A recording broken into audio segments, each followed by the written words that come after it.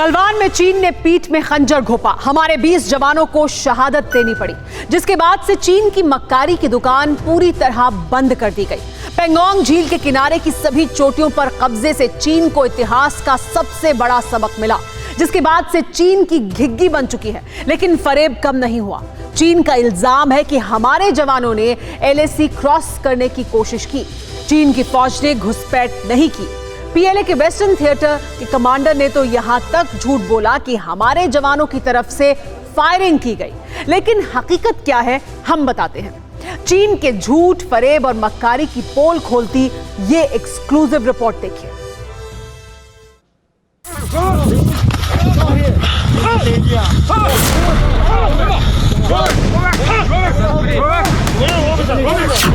हिंद की सरहद की तरफ नापाक नजर रखने वाले चीनियों को ऐसी ही मार पड़ी थी।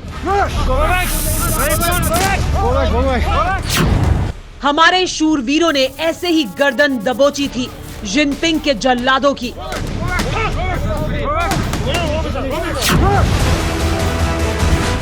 शाम के धुंधलके में पेंगोंग झील के किनारे की पहाड़ियों में गद्दारी की ऐसी ही सजा मिली थी चीन के चांडालों को।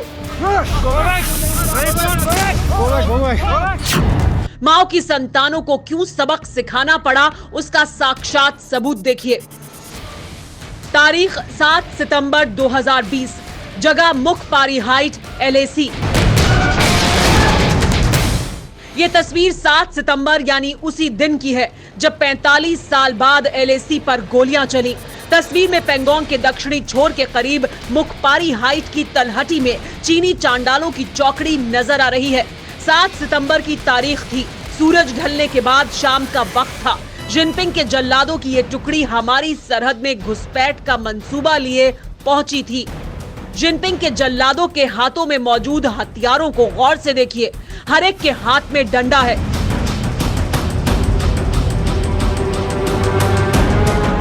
जिसके अगले सिरे पर फरसे जैसा धारदार हथियार बांधा गया है। यानी चीनी गलवान की तरह ही पीठ में खंजर घोंपने का मंसूबा लिए पहुंचे थे। 6 जून की रात भी चीनी इसी तरह लाठी डंडों पर नुकीले हथियार लगाकर पहुंचे थे, जिसके बाद रात में इन्हीं लाठी डंडों पर जिन पर हथियार लगे थे उनसे चीनियों ने हमारे जांबाजों पर हमला किया, जिसमें भारत के 20 जवान शहीद हो गए थे। एक बार फिर चीनी इसी तरह के लाठी डंडे लेकर पहुंचे जिन पर नुकीले हथियार लगे हैं, लेकिन इस बार उनके साथ राइफलें भी थी।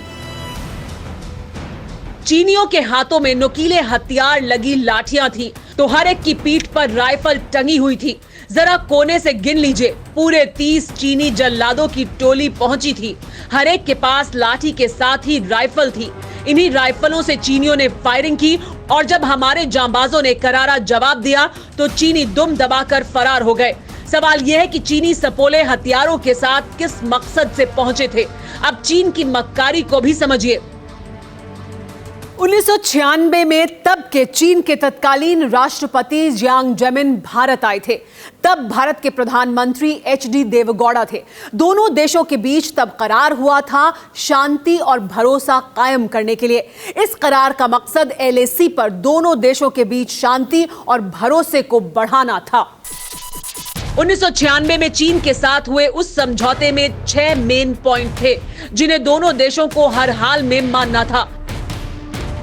मसलन सीमा पर दोनों देशों की ओर से गोलीबारी नहीं की जाएगी। 2 किलोमीटर के दायरे में किसी भी तरह के हथियार और ब्लास्ट की इजाजत नहीं होगी। किसी भी ऑपरेशन के 5 दिन पहले इन्फॉर्म करना होगा।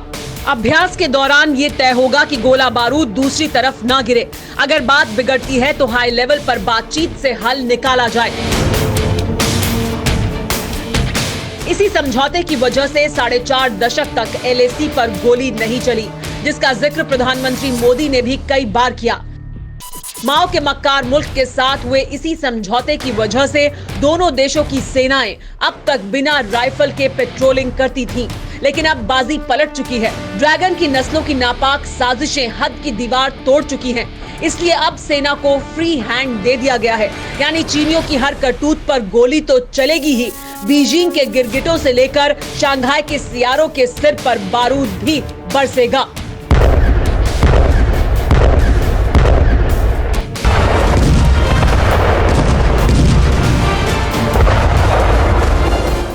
फिक्र आपकी।